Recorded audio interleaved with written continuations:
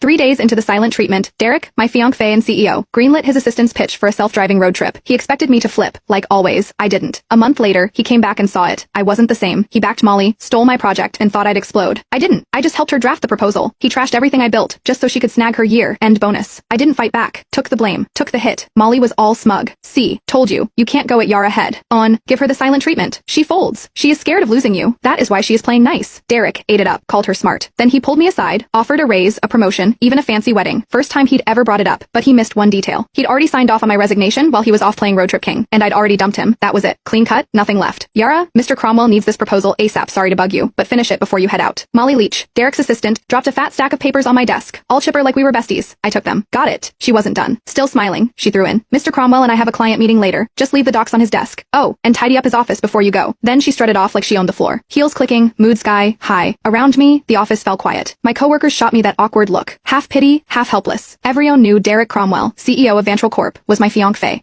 Everyone also knew he blatantly played favorites, and Molly was his number one. He'd yanked her from another firm, made her director, then handed her $1 million project. I'd busted 2 months bringing in and prepping. When I pushed back, he called a team vote, thinking everyone would back him. Wrong. The whole team voted for me, except him. Molly got 1 vote. He lost it. Accused me of stirring up cliques. Didn't just take the project away. He demoted me in front of everyone and slashed the salaries of the people who backed me. Nobody dared speak up later. He apologized, said didn't want it to look like favoritism. Claimed Molly might feel left out. I used to believe that crap now. It is a joke. Molly couldn't even keep up with our interns. Didn't want it to look like favoritism, please. He was straight up playing favorites. Everyone saw it but him. I heard footsteps upstairs and looked up Derek. He showed up at the stairwell, glanced my way, then walked out without saying a word. Changed into some casual suit. Even from here, I caught that cedar cologne. He never used to wear cologne. That one Molly's gift. Yeah, he knew exactly what he was doing. He'd been pulling this kind of stuff for years. It started after I found their goodnight texts. Couldn't stay quiet. I confronted him. Derek said I was being petty. Then, like it proved some point, he used it as an excuse to make it official and moved Molly to work directly under him. The more upset I got, the harder he leaned in, dragging her to every social event, serving her food, even wiping her mouth at company dinners. When we fought, he'd ice me out. When I apologized, he'd round up his buddies to lecture me like I was some jealous mess. For a while, I actually blamed myself. Thought maybe I wasn't generous enough. Thought maybe that is why we ended up here. But on day 3 of one of his silent treatments, when I was too sick to even sit up and he still packed his bags for a trip with Molly, I gave up. That is when it hit me. He wasn't trying to be noble. He just used my pettiness as a shield so he could keep doing what he wanted without feeling guilty. Even if I hadn't caught those late night chats, he would have just found another excuse to be with her. After their latest business trip, they were still grabbing dinner, drinks, playing tennis, same routine, but something between them had changed. I could feel it. Not that it mattered. 5 years together, and it was done. This whole mess had dragged on long enough. I was the last one in the office, finishing up the proposal. Checked my phone. Molly had been busy posting. Candlelit dinner at some fancy spot, 2 plates of steak. Derek, all polished and perfect, cutting hers for her caption. Steak cut by the CEO himself. It has to taste better. The comments were full of heart emojis and fangirling. A few clueless people even asked when the wedding was. Derek replied with 3 dots. Molly followed up with a cheeky emoji no clarification, just like always. But this time, I didn't blow up, didn't call him, didn't get scolded for overreacting.